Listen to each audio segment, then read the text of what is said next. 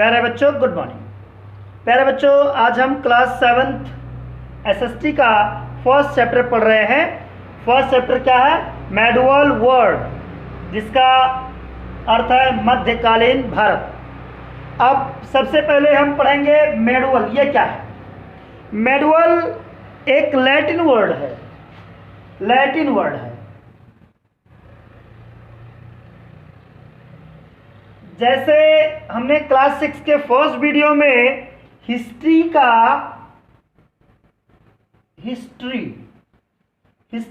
को जाना था। ये कैसा वर्ड है, कौन सा वर्ड है? तो प्यारे बच्चों, यह एक ग्रीक वर्ड है। ग्रीक वर्ड, ग्रीक माने होता है यूनान। ग्रीक जो है, आज जो देश ग्रीस है, इसका पुराने नाम था यूनान। ऐसे जो आज इटली है, इटली की जो मूल भाषा है वह क्या है? लैटिन है। तो मेडुअल वर्ड जो आया है यह लैटिन भाषा का अर्थ है। इस मेडुअल का जो अर्थ है तो वो है टाइम इन द मिडिल। जो बीच का समय है उसे हम मेडुअल कहते हैं, मेडुअल पीरियड कहते हैं। अब हम हिस्ट्री ऑफ इंडिया पढ़ रहे हैं, भारत का इतिहास पढ़ रहे हैं। तो प्यारे बच्चों, आपको ज्ञात होगा in year 1817 Scottish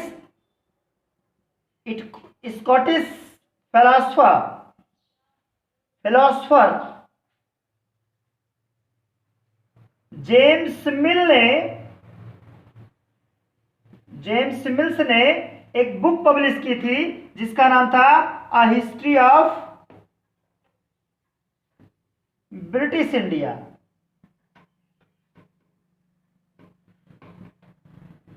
James Mill जो स्कॉटलैंड का एक फिलोसफर, दार्शनिक था, उन्होंने 1817 में एक बुक पब्लिश करी जिसका नाम है अ हिस्ट्री ऑफ ब्रिटिश इंडिया। उस बुक में उन्होंने भारत के इतिहास को मुख्य रूप से 3 खंडों में बांट दिया। पहला खंड आपने पढ़ लिया है, एंशिएंट पीरियड, जिसको हमने बेसिकली क्लास 6 में पढ़ लिया है। दूसरा है मेडिवल पीरियड,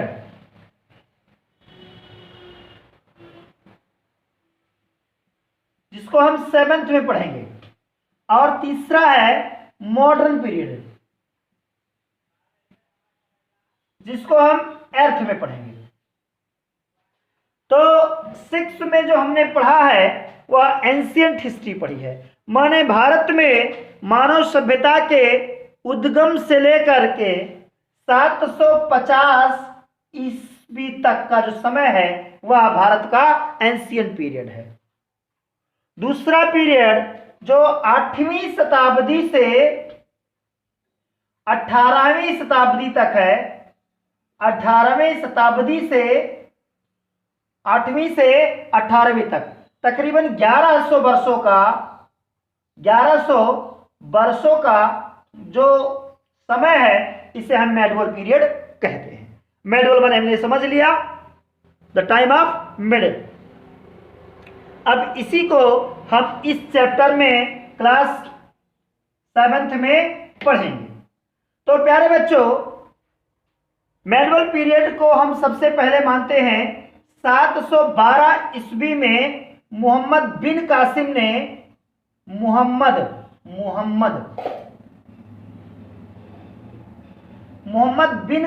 ने भारत पर आक्रमण किया। भारत पर पहला आक्रमणकारी कौन है? मोहम्मद बिन कासिम। उसके बाद 1000 ईस्वी के आसपास मोहम्मद गजनबी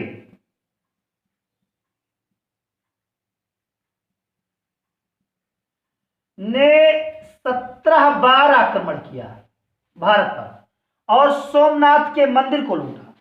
हर बार सोमनाथ के मंदिर को लूटा नहीं, पूरा भारत हमारा पाकिस्तान तक था ही, अफगानिस्तान तक फैला था, तो यह आते थे पाकिस्तान के एरिए, काबुल, कंधार, सिंधु की नदी के आसपास लूटपाट कर वापस जाते थे। फिर 1191 में मोहम्मद गौरी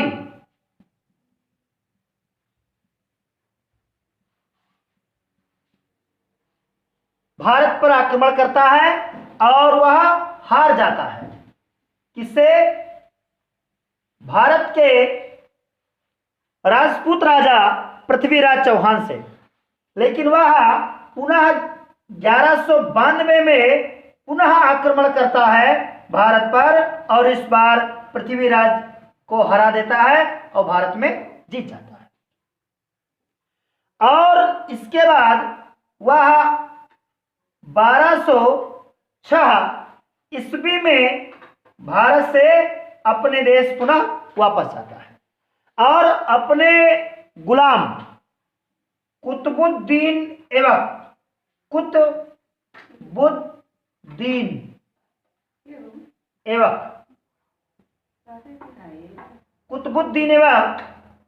जो कि मोहम्मद गौरी का गुलाम होता है, उसको दिल्ली का शासक बनाकर वह वापस आता है। इस प्रकार भारत में 1206 में पहला मुस्लिम शासक दिल्ली का कुतुबुद्दीन ऐबक बनता है और मुख्य रूप से यहीं से भारत में मुस्लिम साम्राज्य प्रारंभ होता है। इसी को हम मेडवल पीरियड कहते हैं। हर्षवर्धन का जो समय है वह 672 का है।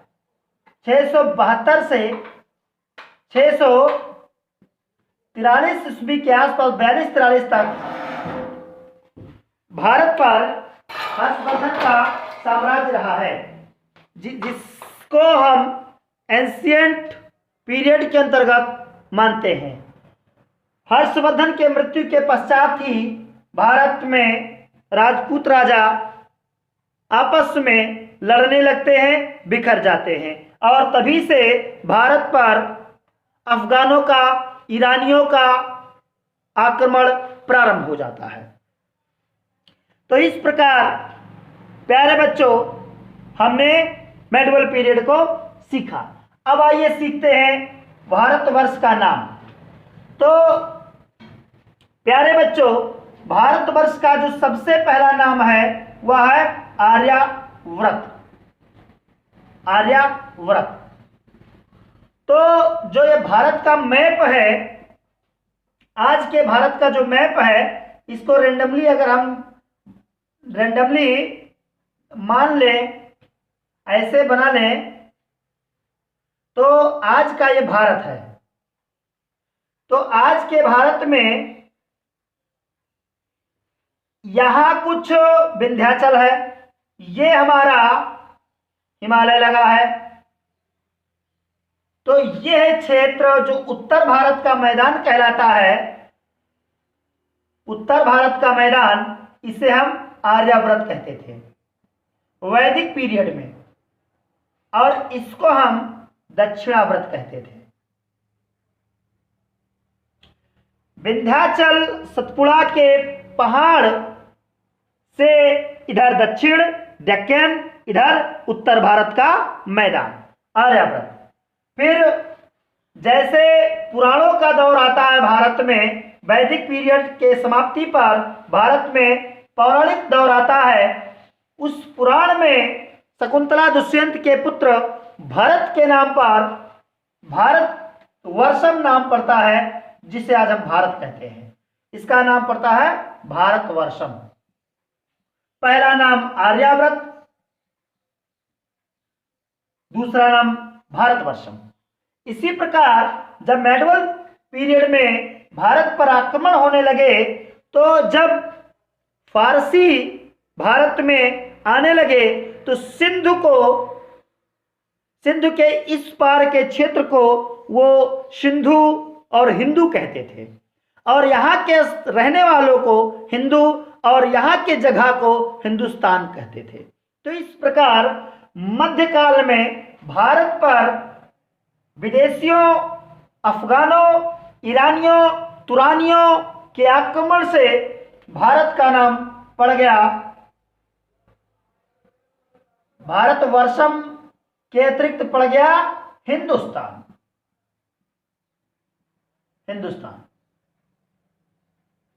अब इस प्रकार भारत का एक नाम पड़ गया हिंदुस्तान। आइए इसी बीच समझ लेते हैं इंडिया को भी। जब भारत में यूरोपीय आने लगे तो उन्होंने भी सिंधु का जो नाम था वह इंडस था, तो इंडो कहते थे। इस क्षेत्र को इंडिया कहने लगे। इस प्रकार इंडस से हमारा एक नाम पड़ गया इंडिया और हम हो गए इंडियन। तो भारत का इस प्रकार अनेकानेक नामकरण हुआ। हमने सीखा आर्यावर्त, भारतवर्षम, हिंदुस्तान और इंडिया।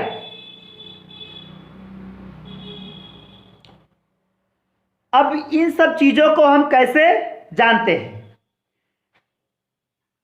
यहां भी इस पीरियड में भी हमको इन चीजों को बताने वाला दो ही स्रोत है।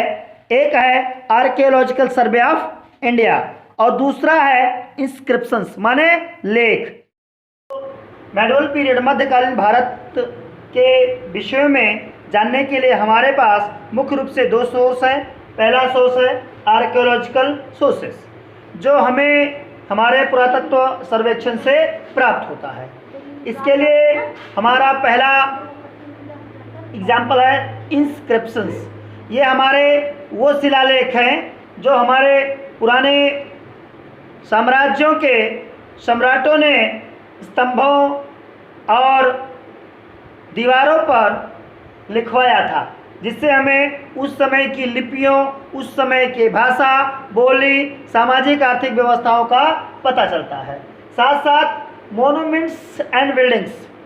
मध्यकाल में जो सबसे ज़्यादा आर्कियोलॉजिकल प्रमाण हमारे पास है वो मोन्यूमेंट्स एंड बिल्डिंग्स के हैं। भवनों और स्मारकों के द्वारा हमें प्राप्त होता है। भवनों और स्मारकों में हमारे पास लाल किला आगरे का, दिल्ली का लाल किला, दिल्ली का जामा मस्जिद, आगरे का ताजमहल, अनेकानेक पुल, अनेकानेक अन्य इमारत जैसे हुमायूं का मकबरा, कुतुब मीनार आदि उपलब्ध है, जो हमें मोन्यूमेंट्स एंड बिल्डिंग्स का प्रमाण प्रस्तुत करते हैं, जो आज भी हैं। Sculptures and paintings. उस समय में मेडीवल पीरियड में जब भारत में मुसलमानों का शासन था, इसके अतिरिक्त दक्षिण भारत में हिंदू शासक भी थे। उस समय का जो चोल साम्राज्य है उसका भगवान शंकर का नृत्य करता हुआ, तांडव करता हुआ एक ब्रोंज का मिला है स्मारक, जिसे हम कहते हैं स्टैचू। वह भी स्कल्पचर के रूप में हमें एविडेंस देता है, प्रमाण देता है मेडीवल पीरियड का। और कॉइन्स भी अलग अलग राज्यों, साम्राज्यों के द्वारा स्थापित किए गए सिक्कों से हमें उस समय की संस्कृति, शिक्षा, लेखन शैली का पता चलता है। दूसरा सोर्स हमारे पास जो है वह है लिटरेरी सोर्स माने साहित्यिक स्रोत। तो जो सबसे महत्वपूर्ण ग्रंथ है कल्हड़ के द्वारा लिखा गया रजत रंगीणी, जो कश्मीर के राजाओं के बारे में विस्तार से सामाजिक आर्थिक न्यायिक व्यवस्था का वर्णन करता हुआ यह ग्रंथ है। इसके अलावा तारीख़ फिरोजशाही, फिरोज शाह तुगलकनामा और फिरोज शाह तुगलक के जीवन काल, उनके साम्राज्य काल का वर्णन ये पुस्तकें करती है।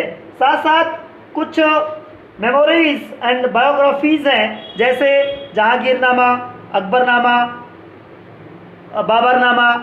ऐसे ग्रंथ हैं जिनको स्वयं लिखा शासकों ने या किसी दूसरे ने लिखा, जिससे हमें मध्यकाल के बारे में प्रमाण मिलता है।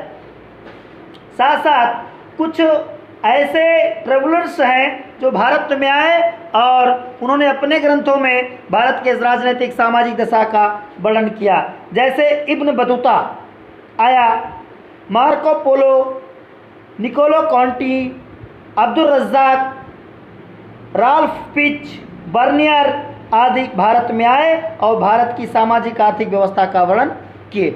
इसके अलावा रिलीजियस लिटरेचर भी हमारे पास उस समय के अच्छे प्रमाण हैं। जैसे संवत 1680 माने 1605 के आसपास माने भारत में जब अकबर का शासन था, उसी समय गोस्वामी तुलसीदास जी महाराज ने रामचरितमानस नामक सुंदर ग्रंथ लिखकर भारतीय संस्कृति में राम राज्य की कल्पना और धर्म की विजय और अधर्म का पराजय के भाव को प्रस्तुत किया।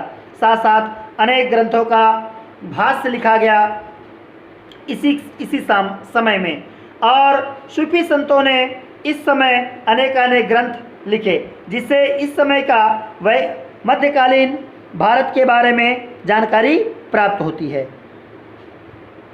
इसके अतिरिक्त कैलीग्राफी, उस समय जो कुछ लेख उपलब्ध होता है, जिस भी रूप में उपलब्ध होता है, उसको हैंड राइटिंग में लिखा जाता था, क्योंकि छापे खाने और मशीन का आविष्कार नहीं था।